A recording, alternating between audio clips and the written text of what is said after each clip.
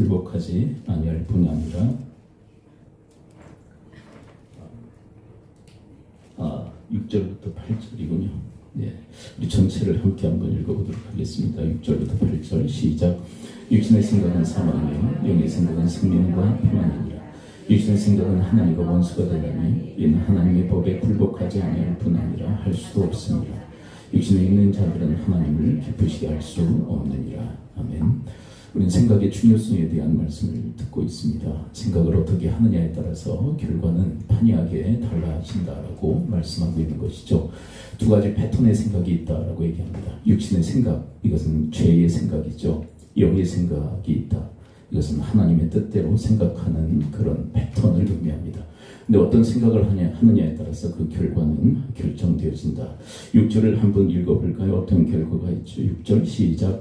육신의 생각은 사망이요 영의 생각은 생명과 평안입니다. 육신의 생각을 할 때 자기도 죽이지만 타인도 죽이는 결과를 일으키게 되죠. 성군이라 불렸던 다윗이 육신의 생각을 하자 우리아라고는 충성된 사람을 죽이는 결과를 초래하게 됩니다. 그러나 영의 생각을 하게 되면 평안과 또 생명을 얻게 된다고 얘기하죠. 우리가 함께 불렀던 찬양, 평화로다. 하늘로부터 임하는 평화, 땅에서 말미암지 않은 이 평화. 근데 이 평화는 누구에게 주어지느냐 하면 모든 하나님의 자녀들에게 주어진다라고 말씀하시지 않습니다. 영의 생각을 하는 자에게 그 평화의 임재가 있다라고 얘기하시는 거죠. 또 7절을 볼까요? 7절엔 또 어떤 결과가 있다라고 우리에게 말씀하십니까? 7절 읽어봐요. 시작. 육신의 생각은 하나님과 원수가 되나니 이는 하나님의 법에 굴복하지 아니할 뿐 아니라 할 수도 없습니다. 육신의 생각을 가질 때 우리는 하나님과 원수지간의 인생을 살아갈 수밖에 없다고, 그리고 하나님의 법, 하나님 말씀에 굴복할 수도 없는 그런 상태에 놓이게 된다고 얘기합니다. 육신의 생각이 왜 이렇게 되는 걸까요? 육신의 생각은 죄의 생각이거든요. 근데 이 죄성은 우리로 하여금 하나님을 대적하게 만들어요. 그리고 하나님의 뜻에 불복하도록 만들죠. 그래서 이런 결과가 초래되어진다고 얘기하시는 겁니다. 그렇다면 반대의 말씀도 이 본문에 담겨져 있는 것이죠. 영의 생각을 하게 되면 하나님과 친밀해지고 하나님의 말씀에 순복할 수 있다라고 이야기하시는 것입니다. 또 8절을 마저 읽어볼까요? 8절 시작. 육신에 있는 자들은 하나님의 기쁘시게 할 수 없느니라. 이 죄성에 사로잡힌 생각, 육신의 생각을 하게 되면 절대로 하나님을 기쁘시게 할 수 없습니다. 근데 우리 절대자 하나님, 그분을 기쁘시게 하지 못한다면, 그분의 심령을 불쾌하게 만든다면 우리 인생도 그런 삶을 살아갈 수밖에 없음을 이야기를 하시는 거죠. 근데 영의 생각을 하게 되면 우리는 반드시 하나님을 기쁘시게 하는 삶을 살아갈 수 있다. 하나님을 기쁘시게 하면 하나님은 우리를 기뻐하셔요. 근데 그 기쁨의 감정이 우리에게 전이 되어지는 그런 은혜가 있게 되어지는 거죠. 여러분, 예배가 뭐죠? 하나님을 기쁘시게 하는 거잖아요. 그런데 일상생활 가운데서도 영의 생각을 통해 살아간다면 우리는 하나님을 기쁘시게 하는 영적 예배의 삶을 살아갈 수 있음을 이야기를 하고 계십니다. 자, 그런데 이런 것에 아주 절대적 영향을 미치는 그런 그 베이직과 같은 게 뭐냐, 기초와 같은 게 뭐냐, 영성이다. 영성이 강한 자는 영의 생각을 하기가 수월하죠. 그런데 이 영성이 약해지면, 다윗도 왜 육신의 생각을 했죠? 영성이 약해졌기에. 근데 영성과 밀접한 관련이 있는 게 뭐냐면 기도의 재단이에요. 우리 개인의 기도의 재단, 공동체적 기도의 재단. 이 기도의 재단이 무너지면 영성도 무너집니다. 자, 그렇지만 기도의 재단이 튼튼하면, 이 기도의 재단이 왕성하면 이 영성도 강해지는 거죠. 근데 다윗의 몰락, 다윗의 타락은 어디에서부터 오게 됩니까? 이 영성, 이 기도의 재단이 무너지는 데서부터 그의 타락은 오게 되었다라고 성경 이야기를 하고 있어요. 그는 육신적으로 게으를 뿐만 하고 나태했을 뿐만 아니라 영적으로도 그는 게으르고 나태했어요. 기도하지 않는 심령이 되어버리고 말았습니다. 그의 인생 속에 기도의 재단은 흔적조차 없이 사라지게 되었습니다. 기도의 재단이 회파되어진 거죠. 그러자 영성이 곤두박질 쳤고 그 가운데 그는 육신의 생각, 죄의 생각을 하게 되었고 악행을 저지르는 아주 극악무도한 그런 삶을 살아가는 그의 모습을 보게 되어집니다. 여러분, 그래서 영성과 영의 생각은 아주 긴밀한 그런 관계라고 얘기할 수 있어요. 영성이 강할 때 영의 생각을 하게 되고, 또 영의 생각을 하게 되면 영성은 더욱더 강화되어지는 쪽으로 가게 되어집니다. 근데 우리 시대의 자화상이 뭐냐면 영성에 대해서 그다지 별로 관심이 없는 그런 시대를 살아가고 있어요. 그냥 세상이 우리의 마음을 많이 끌죠. 우리로 하여금 쾌락을 즐기게 하고, 우리로 하여금 즐기게 하는 일들이 너무나도 많아요. 그래서 세상이 우리의 마음이 쫓겨 가는 그런 삶을 살아가지, 하나님께 포커스를 맞추고 살아가는 경우들이 너무나도 없어요. 믿지 않는 사람이 이야기하는 게 아니라 믿음의 사람들도 세상에 너무 분주해요. 그럼 세상 일을 하지 말라는 얘기냐? 그게 아니죠. 우리가 무엇보다도 하나님께 포커스를 맞춘 인생을 살아가야 된다는 것입니다. 여러분, 월드컵을 지금 하고 있죠. 근데 그 필드에 나간 선수들이 다 뭘 볼까요? 퀴즈. 자, 수비수건 공격수건 다 뭘 볼까요?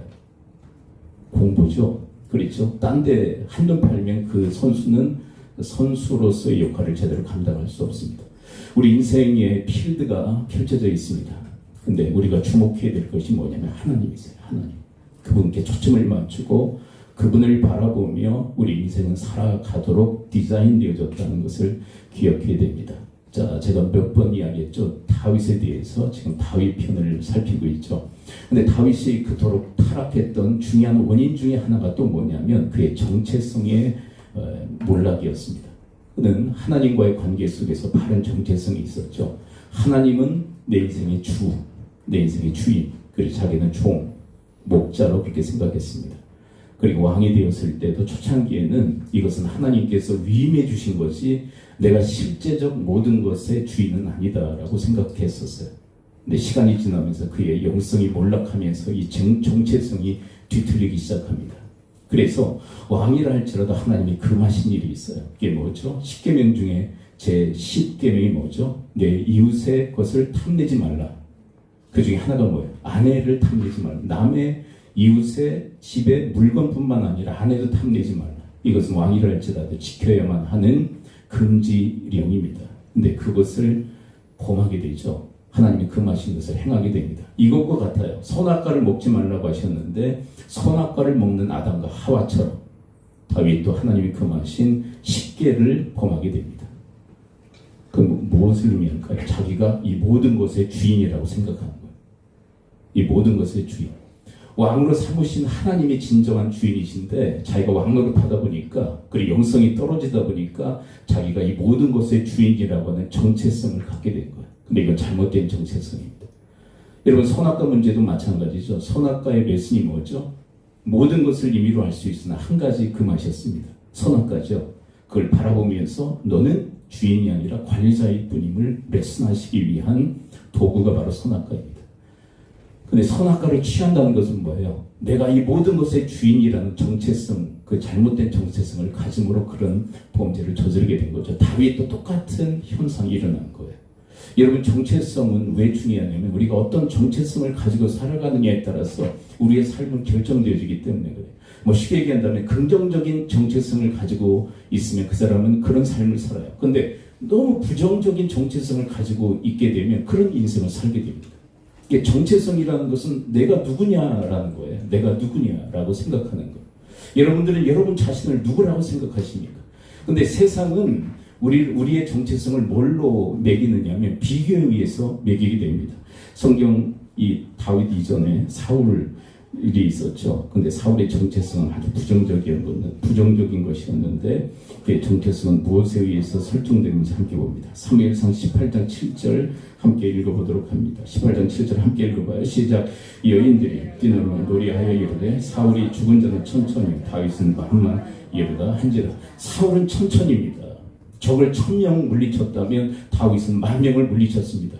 누구를 비교하는 거예요? 사울과 다윗을 비교하는 거예요. 근데 이 비교 의식을 통해서 이 사울이 갖게 된 게 뭐냐면 컴플렉스, 열등 의식을 갖게 됩니다. 근데 열등 의식이 왜 무서우냐면 상대를 미워하게 만들어요. 질투하게 만들어요. 그래서 이 다윗을 죽이려고 추적해 다니지 않습니까?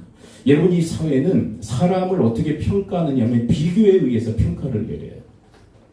이게 뭘 더 가졌느냐, 덜 가졌느냐를 가지고 소유를 가지고 사람을 평가합니다. 근데 이것은 성경적 평가 방법이 아니에요. 세상은 비교에 의해서 끊임없이 비교에 의해서 사람을 평가합니다. 얼마나 소유했느냐, 몇 평에 사느냐, 무슨 차를 타고 다니냐에 따라서 사람을 평가해야 되죠.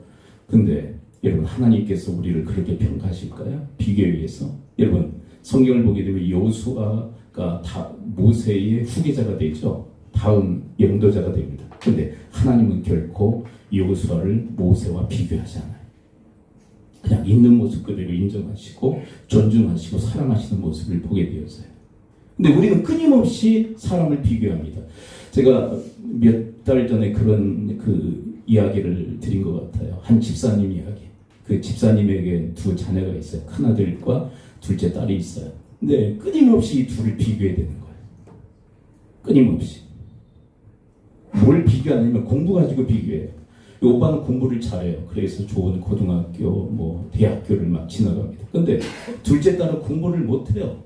그러니까 자꾸 공부 가지고 비교해서 이 아이에게 열등의식을 심어주는 거예요. 근데 어떤 결과가 파생이 되어졌냐면 이 둘째 딸이 정신병이 들더래요.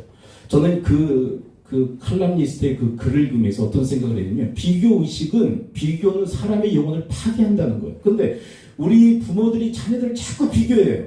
형제간에 자꾸 비교하고 형제가 없으면 옆동의 아이와 자꾸 비교합니다. 이것은 범죄입니다. 비교는 범죄. 따라서 고백해 봅니다. 비교는 범죄다. 근데 왜 여러분 이 본문에 기록된 여인들이 왜 다윗과 사울과 다윗을 비교할까요? 자기를 다른 사람과 비교하니까 남도 비교를 하는 거예요. 여러분 왜 비교의식에 찌들어서 남을 그렇게 판단하느냐? 자기 자신을 그렇게 다른 사람과 비교해서 자신의 가치를 매기기 때문에 그래요. 그러니까 그 여집사님도 왜 자녀들을 비교했느냐? 자기를 다른 사람과 자꾸 비교하니까 남도 그렇게 비교해야 되는 거예요. 자기에게 하듯 남도 하는 거예요. 그래서 그 둘째 딸을 정신병원에 입원시키면서 나오는데 가슴에 예리한 통증이 느껴지더래요. 병원에 가니까 이미 암이 너무 진전되어져서 사망한 그런 사건을 다루면서 그 칼럼니스트가 뭐라고 얘기했느냐면 세상을 살아가는 여러분들이요 제발 비교급으로 살지 말고 최상급으로 삽시다라는 멘트를 남겼어요. 이 최상급이라는 것은 바로 성경적 가치에 의해서 우리의 가치를 매기며 살아가자는 거예요. 여러분 사랑하는 성도 여러분, 세상은 끊임없이 비교에 의해서 사람의 가치를 평가합니다. 얼마를 소유했느냐, 직위가 뭐냐, 뭘 타고 다니느냐, 그리고 어디서 사느냐를 가지고 끊임없이 비교해야 됩니다. 어떤 분이 그런 얘기를 해요. 믿는 분인데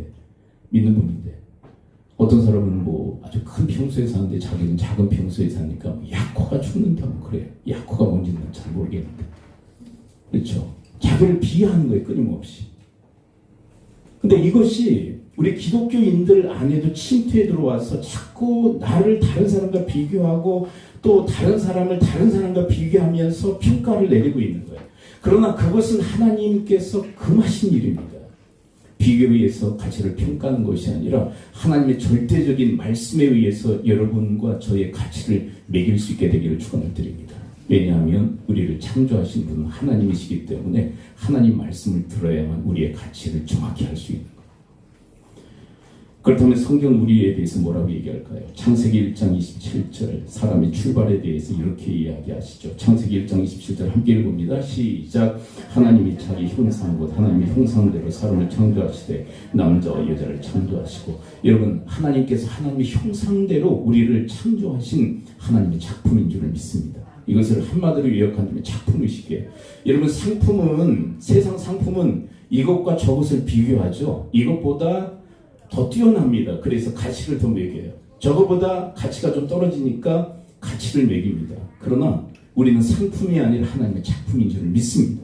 여러분 작품의 가치는 무엇에 의해서 매겨지죠? 작가에 의해서 매겨지는 거예요.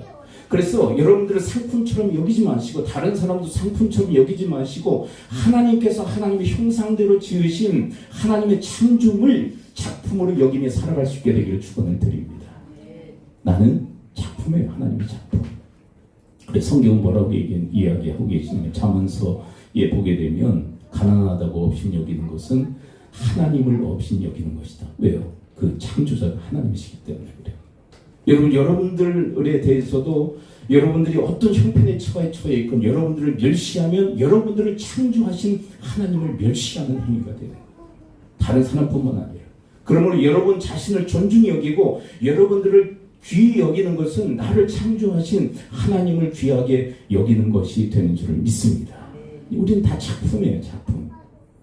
하나님의 그 가치가 부여되어진 하나님의 작품임을 이야기를 하고 있어요. 상품이 절대로 아니에요.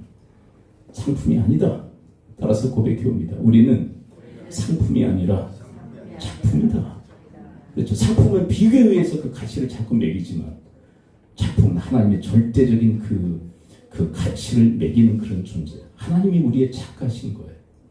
그 다음에 두 번째는 우리는 어떤 의식을 가지고 살아가야 됩니까? 고린도서 15장 10절 함께 읽어봅니다. 시작. 그러나 내가 나된 것은 하나님의 은혜로 된 것이니 내게 주신 그의 은혜가 헛되지 아니하여 내가 모든 사도보다 더 많은 수고를 하였으나 내가 한 것이 아니요 오직 나와 함께 하신 하나님의 은혜로라. 여러분, 이것이 바로 은혜의식을 갖고 살아가는 거예요. 여러분 되심은 하나님의 은혜로 되어진 줄을 믿습니다.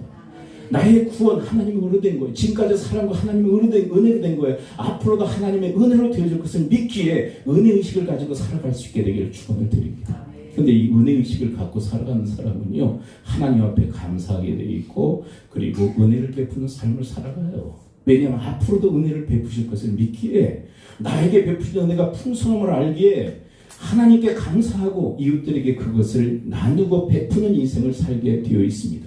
근데 이 은혜의식이 없잖아요. 그러면 궁핍의식을 가지고 살아가요.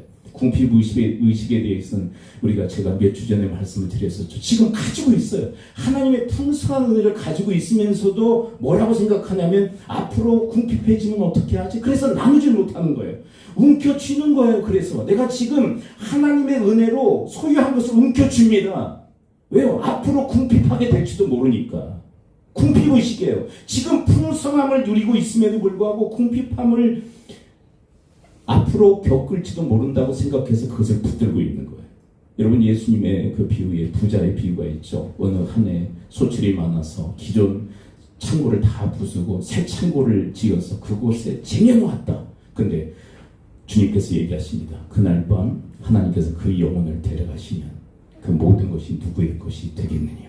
근데 그 사람은 왜 쌓아놨을까요? 미래를 위해서. 미래를 풍성하게 살기 위해서. 그러니까 자기의 노력으로 이것을 쌓았고 자기의 노력으로 앞으로 살 것이라는 공로주의에 지금 빠져있기 때문에 나눌 수가 없는 거예요. 감사하지도 못하는 거예요. 그래서 붙들고 있는 거예요. 쌓아놓는 거예요. 여러분, 이 땅에 쌓아놓는 게 내게 되는 것이 아니라 하나님께 감사함으로 드리고 이웃들에게 나누는 것만이 하늘 창고에 쌓이는 우리의 보화가 되어지는 줄 믿습니다. 근데 우리가 은혜 의식을 갖고 살아가면 풍성한 생각을 가지고 살아갈 수 있어요. 은혜 감사하다. 그래서 나눌 수 있는 거예요. 들을 수 있는 거예요. 그리고 앞으로도 똑같은 패턴, 더한 은혜를 허락하실 것을 믿기에 하나님 앞에 더 힘써 감사하고 그리고 이웃들과 함께 받은 은혜를 나눌 수 있는 거예요. 여러분들이 그런 은혜를 누리며 살아갈 수 있게 되기를 축원을 드립니다. 은혜의 시기예요. 세 번째는 또 우리는 어떤 의식을 가지고 살아가야 될까요? 로마서 5장 8절을 함께 읽습니다. 시작. 우리가 아직 죄인 되었을 때 그리스도께서 우리를 위하여 죽으심으로 하나님께서 우리에 대한 자기의 사랑을 확증하셨느니라. 여러분, 우리를 살리시기 위해, 죄인 된 우리를 살리시기 위해서 예수 그리스도마저도 아낌없이 보내신 그 하나님의 정체에 대해서 뭐라고 얘기하시느냐? 사랑이시다. 그리고 그 사랑을 받은 자들이 우리다라고 얘기해요. 여러분, 하나님을 알 때 내가 누군지를 알게 돼요. 하나님은 사랑이세요. 그래서 우리를 위해서 아낌없이 아들을 주신 줄을 믿습니다. 제가 간혹 우리 옛날에 희수 또래였어요. 희수 또래 아이가 제 집사람한테 그런 질문을 했어요. 하나님이 너무 치사하신 것 같다. 왜 치사하시냐 그랬더니 지가 와서 죽지 왜 아들을 보내서 죽겠냐. 그런 얘기를 했다는 거예요. 근데 저는 그것을 묵상하면서 그게 하나님의 사랑이에요.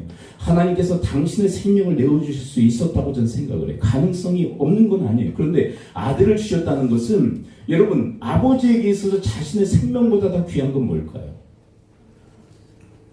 아들의 생명을 내어주는 거예요. 여러분, 자신의 생명을 내어주는 것은 차선, 아들의 생명을 내어놓는 것은 최선이에요. 우리를 향한 최선의 방편으로 사랑하신 줄을 믿습니다. 그래서 우리는 얼마짜리냐? 어떤 목사님이 그런 얘기를, 우리는 예수 그리스도의 핏값을 주고 사셨기 때문에 예수님짜리다. 그만큼 예수의 가치가 부여되어진 존재다라고 얘기합니다. 여러분, 그런 정체성, 사랑의 의식을 가지고 살아갈 수 있게 되기를 축원드립니다. 저는 이 말씀을 묵상하면서 또 어떤 생각을 하게 됐냐면, 사랑은 최고의 아이디어를 갖게 한다는 거예요. 여러분, 우리를 사랑하셨기에 최고의 아이디어가 뭡니까? 죄인 중에 죄인들, 그리고 멸망할 수밖에 없는 우리를 위한 아이디어가 예수 보내는 것이었어요. 그 아이디어는 예수를 보내서 우리를 구원하신다는 것은 하나님의 사랑의 아이디어였어요. 사랑의 생각이었어요. 여러분, 그 사랑 의식을 갖고 살아가게 되면 우리도 하나님을 사랑하고 이웃도 사랑하게 되는 삶을 살아가게 되는 거예요. 정체성이 우리의 삶을 결정짓게 되는 것입니다. 근데 우리는 왜 사랑하지 못할까요? 사랑받았다는 생각을 못하니까. 여러분, 아들의 생명을 아끼지 아니하시고 우리를 위해서 주신 그 사랑을 우리가 받았어요. 그 의식을 가지고 살아가면 나를 존중히 여길 뿐만 아니라 하나님도 사랑하고 이웃도 사랑하는 삶을 살아가게 되는 것입니다. 민수기 14장 9절 또 읽어볼까요? 우린 또 어떤 정체성 가지고 살아가야 될까? 14장 9절 함께 읽습니다. 시작. 다만 여호와를 거역하지는 말라. 또 그 땅 백성을 두려워하지 말라. 그들은 우리의 목이라. 그들의 보좌는 그들에게서 떠났고 여호와는 우리와 함께 하시느니라. 그들을 두려워하지 말라. 여러분, 하나님이 함께 하신다는 동행의식을 가지고 살아갈 수 있게 되기를 축원을 드립니다. 일평생 내가 너희와 항상 함께 있으리라. 여러분, 이것이 우리를 향하신, 우리 개개인을 향하신 하나님의 약속인 줄을 믿습니다. 여러분, 제가 처음 개척에 있을 때 저희 딸에게 제 아내가 집에 가서 뭐 좀 가져오라고 시켰어요. 근데 아내가 저한테 막 와가지고 막 이러더라고. 여보 열쇠를 안 주어 보냈어. 그때는 열쇠를 다 열고 닫던 그런 시기였어요. 이게 뭐 하는 얘기일까요? 갔다 오라는 얘기. 저보고. 그래서 열쇠를 가지고 막 하는데 아니나 다를까 저 건너편 건널목에 딸아이가 있더라고요. 근데 제가 키만 줬을까요? 집까지 같이 갔다 왔을까요?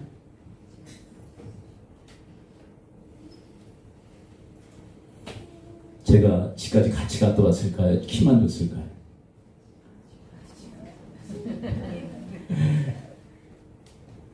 여러분, 하나님께서 그렇게 하신 줄을 믿습니다. 우리에게 천국 열쇠만 주신 게 아니라 천국에 이르기까지 우리와 함께 동행해 주신 줄을 믿습니다. 이 본문의 배경을 잘 아시죠? 10명의 정탐꾼은 가나안 땅을 들어갈 수 없다고 고백하지만 여호수아 갈렙은 들어갈 수 있다. 왜요? 우리와 함께 하신 하나님 때문에. 그래서 이런 말이 있어요. 하나님의 함께 하심을 믿을 수 있다면 초롱성도 거미줄처럼 느껴진다. 그러나 하나님의 동행의식을 느끼지 못하면 거미줄도 초롱성처럼 느껴진대요. 여러분, 가나안 땅의 그 성벽이 얼마나 견고한지 몰라요. 그러나 하나님 앞에서 하나님께서 보시기에는 거미줄과 같은 거예요. 근데 하나님의 동행의식을 느끼지 못했던 이 10명의 정탐꾼은요, 백성들은요, 그 초롱성이 정말 초롱성처럼 느껴진 거예요. 들어갈 수 없다고 고백한 거예요. 그러나 여호수아 갈렙은 그까짓 것 거미줄과 같은 것입니다. 하나님이 우리가 함께 하심으로 능히 들어갈 수 있습니다. 그들은 우리의 밥입니다 고백했던 중요한 원인이 뭐냐면 하나님께서 우리와 함께 하시는 동행의식이에요. 여러분, 다윗도 마찬가지입니다. 골리앗과 전쟁을 벌일 때 1대1로 맞짱을 뜰 때 어떤 믿음이 있었습니까? 하나님이 나와 함께 하십니다. 그러므로 내가 능히 이길 수 있습니다. 여호와로 인하여 내가 구원을 얻을 수 있습니다. 동행의식인 거예요. 여러분, 이 땅을 살아나가면서 얼마나 힘들고 어려운 인생의 여정을 우리가 겪게 될지 몰라요. 그러나 그 모든 것을 돌파하게 하시는 분은 오직 우리와 함께 하시는 하나님 아버지이신 줄을 믿습니다. 그래서 이런 얘기를 예전 우리 청소년 수련회를 하면서 우리 강사 목사님도 그런 얘기를 하시더라고요. 좀 거리를 이렇게 돌아다니면 요즘은 잘 못 보겠어요. 헛개비 같이 막 이렇게 풍선에 막 이렇게 하는 거 있잖아요. 그 무섭습니까, 그게? 애들은 막 무서워하더라고요. 아, 무서워. 근데 우리는 안 무서워하잖아요. 헛개비라는 걸 알기 때문에. 여러분, 하나님과 함께 하시면 어떤 문제랄지라도, 여러분, 초롱성과 같은 문제랄지라도 그런 헛개비로 보이는 은혜의 역사가 있게 되어지는 줄 믿습니다. 통행의식에 하나님이 나와 늘 함께 하신다. 그래서 옛날 우리 유명한 분강사 목사님은 늘 이렇게 손을 붙잡고 다닌대요. 근데 아무도 없어요. 근데 왜 그러십니까? 그러면 하나님과 함께 다니고 있습니다. 이런다는 거예요. 근데 그렇게 할 필요는 없어요. 근데 뭘 얘기하냐면 믿음이에요. 여러분 동행하고 계시다는 그 의식이 우리로 하여금 건강하고도 창조적인 정체성을 갖게 하시는 줄 믿습니다. 2개 남았습니다.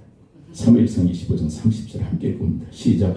여호와께서 내 주에 대하여 하신 말씀대로 모든 손을 내 주에게 행하사 내 주를 이스라엘 지도자로 세우실 때, 이것은 우리가 이미 살폈죠. 아비가일이 다윗에게 심어주는 비전이에요. 비전. 여러분 지금 다윗은 쫓겨다닙니다.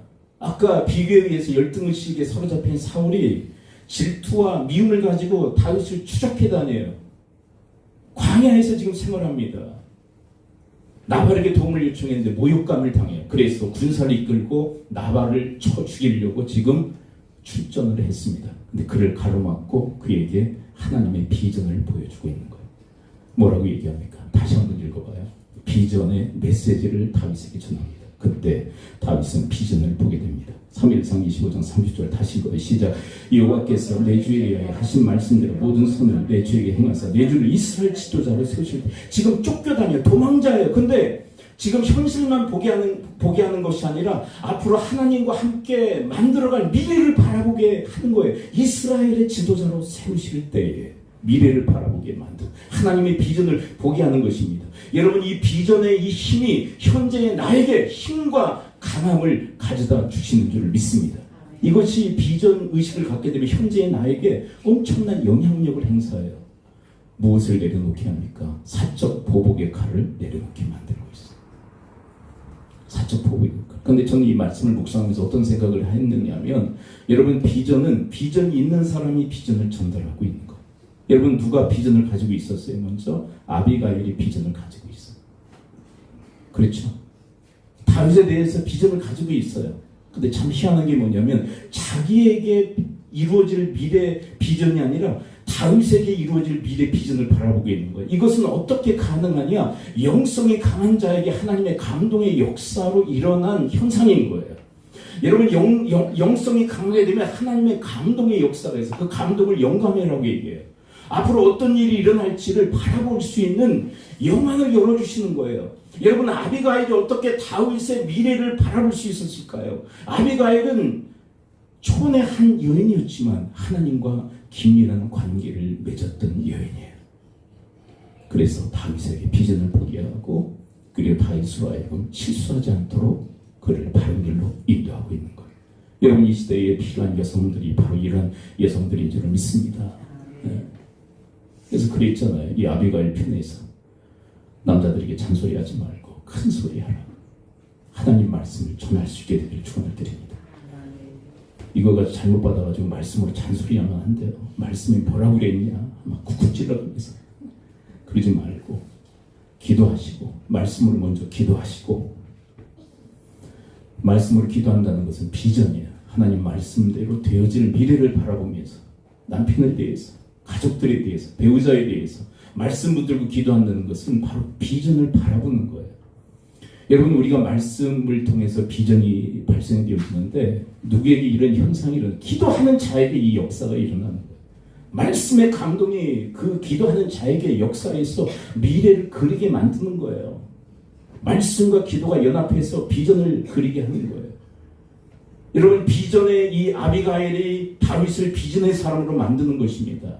하나님과 함께 이루어나갈 미래를 바라볼 수 있도록 돕는 역할을 감당하고 있는 거예요. 여러분 우리가 왜 타인에 대해서 절망한 줄 아십니까? 타인의 미래, 비전을 바라보지 못하기 때문에 그래요. 그냥 지금 이 모양 이 꼴로 계속 살 것이라고 바라보기 때문에 우리는 절망하는 거예요. 그러나 여러분 내 인생의 미래도 타인의 미래도 하나님 손에 달려있는 줄 믿습니다. 이 비전의식을 가져야 돼요.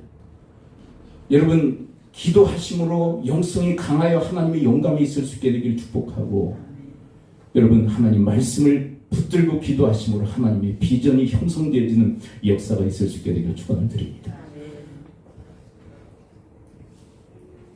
요한복음에 보게 되면 마리아가 예수님께 향유옥합을 깨뜨려 드리죠. 근데 왜 드렸냐면 예수님의 십자가의 죽으심을 준비하는 그 준비 작업이었어요.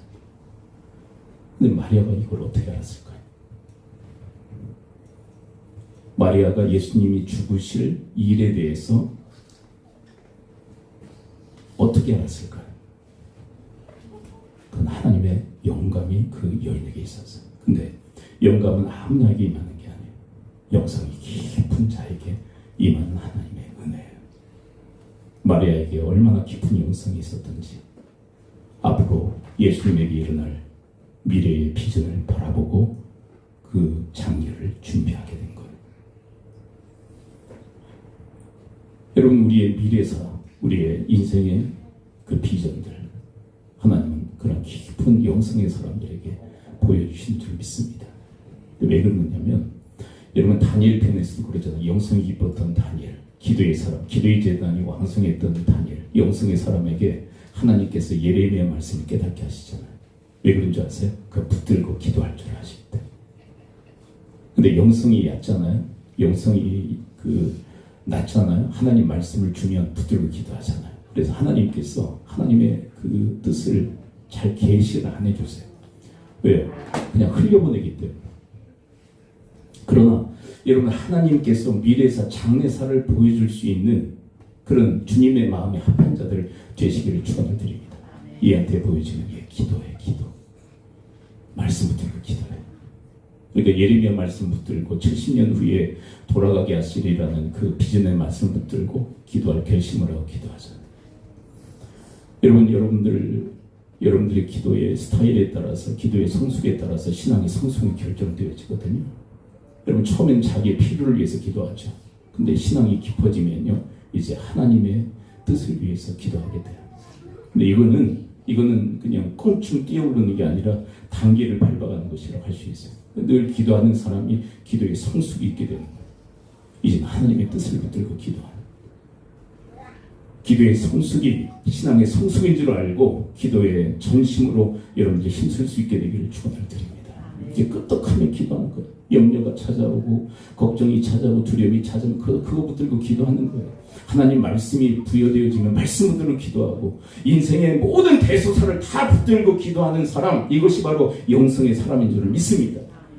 이런 부모는요, 자녀들이 인생의 모든 것을 다 상의하고 말씀드려요. 왜요? 기도하는 줄 알기 때문에. 근데 어떤 부모에게 자녀들이 왜 자꾸 커트해서 말을 하지 않느냐? 걱정하고 근심하니까 말 안 하는 거예요. 자녀들은 효자들이에요. 효녀들이에요. 그래서 부모가 걱정할 걸 아는데 그것을 말씀드릴 이유가 없는 거죠. 근데 기도하면 기도하는 줄 알고 말씀을 드려요. 인생의 대소사를. 여러분, 그런 부모들 되실 수 있게 되길 축원을 드립니다. 네. 요즘 아이들은 다 한가하고 살잖아요. 얘기해봤자 한숨이나 쉬었었고 걱정이나 하고 근심이나 했었고, 그러니까 효자 효녀들이 말할 수가 없는. 마지막은 사도행전 20장 24절입니다. 함께 읽어보죠. 시작. 내가 달려갈 길과 주 예수께 받은 사명 곧 하나님의 은혜의 복음을 증언하는 일을 마치려면 나의 생명조차 조금 더 귀한 것으로 여기지 아니하노라. 여러분, 사명의식을 가지고 살아갈 수 있게 되기를 축원을 드립니다. 우리의 생명은 사명을 위해서 존재한다. 사명이라는 것은 뭐냐면 생명의 존재 목적이에요. 우리는 생명을 위해서 생명이 주어진 게 아니라, 목숨을 위해서 우리의 삶이 주어진 것이 아니라 사명을 위해서 사명을 위해서 우리의 생명이 주어진 줄 알고 사명을 깨닫고 사명을 위해서 살아갈 수 있게 되기를 축원을 드립니다. 우리 모든 믿음의 선배들은 다 사명을 알았어요. 그래, 사명을 위해서 살았어요. 사명의식, 그것이 자기의 정체성을 결정지은 거예요. 여러분, 예전에 우리 한국 사회에 이 사명이 아주 바람이 일었던 때가 있어요. 근데 그건 다 대부분 가짜예요. 가짜. 어떻게 만들어내느냐? 자기가 좋아하는 단어들을 다 뽑으래요. 그리고 이것을 문장을 만들래요. 자기가 만드는 거예요. 자기가 좋아하는. 그래도 사명이 없는 것보다 나아, 그게. 근데 여러분, 그게 사명이 아니에요. 왜냐하면 사명은 주 예수께로부터 오는 거예요. 내가 만드는 게 아니에요. 여러분, 나를 만드신 하나님께서 내가 뭘 위해서 살아야 될지 정확히 아시는 줄을 믿습니다. 그게 사명이에요. 우리의 삶의 목적. 근데 이 사명이 없으면 어떻게 되냐? 내 생명, 목숨만을 위해 살아가요. 근데 마태복음 6장에서 뭘 경고합니까? 목숨을 위해서 사는 자는 무엇을 먹을까, 무엇을 마실까, 무엇을 입을까 밤낮 염려하며 살아갈 수밖에 없다. 왜 그런 줄 아세요? 내가 내 목숨을 쥐고 있잖아요. 내가 내 목숨을 위해 살잖아요. 내가 내 목숨 제대로 관리할 줄 모르는 건 내 영혼이 알아요. 능력도 없는 게 유한한 게 자기 목숨을 위해서 살아. 벌벌 떠는 거예요. 그래서 염려와 근심과 걱정에 끊임없는 삶을 살아갈 수밖에 없다. 그러나 여러분, 우리가 사명을 위해서 살게 되면 우리의 목숨을 하나님께서 붙잡아 주시는 줄 믿습니다. 왜? 하나님께서 부여하신, 하나님께서 위탁하신 사명을 위해 사니까 그것을 뭐로 여기시냐면 하나님을 위해 산다고 하나님이 여기시는 거예요. 그래서 그 목숨을 책임져 주시고 하나님께서 그 마음에 평강을 허락해 주시는 줄 믿습니다. 하나님이 붙드시기 때문에. 제가 나를 붙들면요, 그냥 형편없는 작품을 만들 뿐이에요. 내 수준은 뻔해요. 근데 하나님께서 내 인생을 붙들어서 작품을 써내려갈 때, 그리고 인생의 스토리를 써내려갈 때 아름답고 경이로운 그런 삶의 스토리로 써내려가실 줄 믿습니다. 하나님께 여러분들을 드리는 것 어떻게 가능하냐? 사명을 붙들고 살아갈 때 우리의 인생, 우리의 목숨을 하나님께 의탁하게 되는 것인 줄 믿습니다. 사명의식을 가지고 살아가는 사람은 삶의 의미와 가치를 느끼며 살아가는 거예요. 왜요? 사명은 우리의 삶의 목적이기 때문에, 일치하기 때문에 행복감을 가지고 살아가요. 어떤 걸 가지고 행복할 수가 없어요. 사명의식을 가지고 사명을 위해 살아갈 때 참된 행복이 있는 줄 믿습니다. 제 부친 되신 아버지에게 어느 날 그 아내가 준 그 가방 선물을 가지고 그 시골에 갔었어요. 근데 그 아버지 그 가방이 너무 이렇게 헤어져 있는 거예요. 근데 아버님께 드렸죠, 그 가방을. 근데 한 10수년간 이걸 쓰시는 것 같아요. 그 어떻게 쓰셨나 이렇게 가만히 보니까 돌아가신 다음에 막 헤어지니까 뭐 손잡이도 다 떨어져 나가고 막 헤어져 있잖아요. 꼬매고 철사로 이렇게 달아서 성경 가방으로 계속 예배 다닐 때마다, 신방장 할 때마다 그걸 사용하셨더라고요. 여러분, 하나님께서는 우리를 그렇게 붙들어 주실 줄 믿습니다. 왜 그러냐면 우리는 하나님의 자식들이거든요. 그래서 하나님께 드리면 하나님께서 귀히 여기시고 끝까지 사용하시는 줄 믿습니다. 그리고 여러분, 그거 아세요? 하나님이 고마워하신다는 거. 고맙다, 감사하다. 이 아들의 선물을 귀하게 여기고 그걸 끝까지 사용하시는 것처럼 하나님께로부터 붙들려 끝까지 쓰임받는 주님의 권속들 되어지기를 축원을 드립니다. 근데 그게 어떻게 가능하냐? 하나님의 사명을 깨닫고 위하여 살아갈 때 그게 가능한 거예요. 하나님이 그 인생을 붙드시는 거예요. 여러분들의 목숨을 위해서 살아가면요, 의미 없어요. 그냥 근심하고 걱정하고 염려하는 끊임없는 되풀이된 삶을 살아갈 수밖에 없어요. 내가 붙들고 있게 내 사명을 깨닫고 위하여 살아가면 하나님이 붙들어 주세요. 사도 바울이 얘기합니다. 은혜의 복음 증언하는.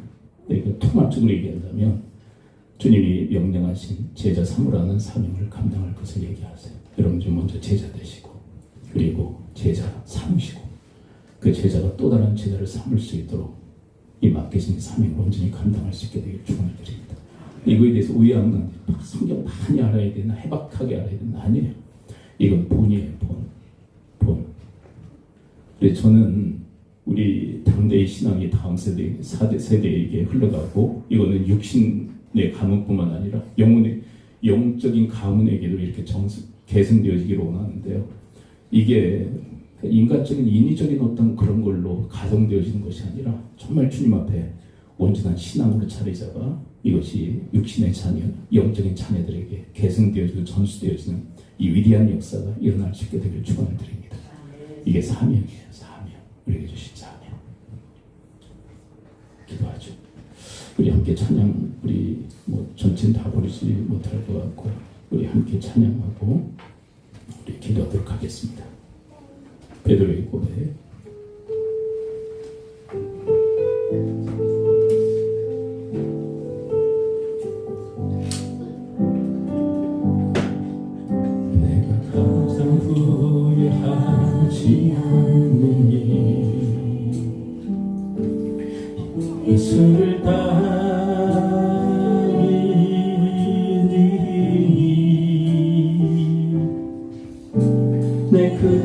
버리고 내 사랑을 뒤로하고 나를 부르신 주님과 동행하는 일, 나의 평생에 소원하는 일,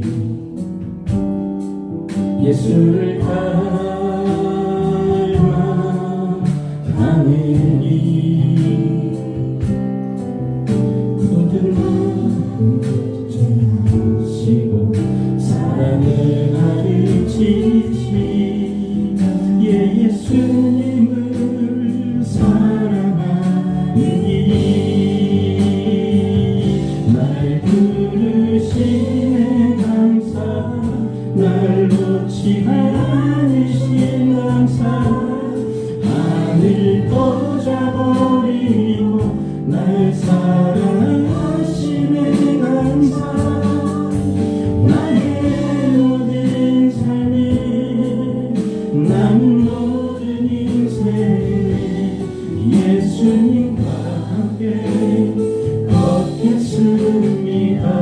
우리 말씀 듣고 말씀을 기도합니다. 아버지 하나님, 저들의 인생 속에 하나님의 그 구원의 은혜를 허락하시고 저들이 누구인지 저들의 정체가 무엇인지를 말씀을 통해서 깨닫게 하시며 위하여 살아갈 수 있도록 주님 저들의 걸음걸음을 인도해 주시니 감사를 드립니다. 아버지 하나님, 저희들의 주는 하나님이시며 나는 그분의 종임을 분명히 하며